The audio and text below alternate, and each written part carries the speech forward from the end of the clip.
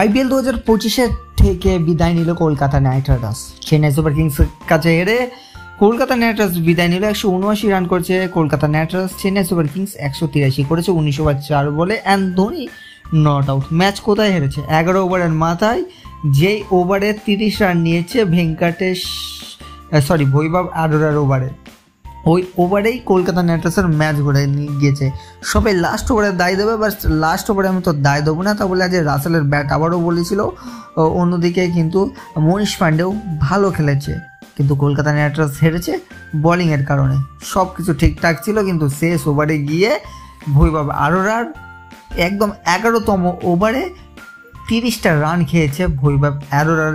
ওই ওভারেই কিন্তু Kolkata night Riders হেরে গেছে। ওখানে যদি 10টা রান খেত তাহলে হয়তো কলকাতা নাইট রাইডার্স আজকের সেমিফাইনালের জন্য আশা বেঁচে থাকতো, বাট প্লে অফ থেকে বিদায় অবশ্যই আপনাদের জানিয়ে দেয়। তো কলকাতা নাইট রাইডার্স আসছে বছর আবার হবে। আপনারা যারা ফ্যান হয়েছেন অবশ্যই লাইক করো, শেয়ার করো, সাবস্ক্রাইব করো আমাদের চ্যানেলে। আর আমিও ভিডিও এবার চলতে থাকবে।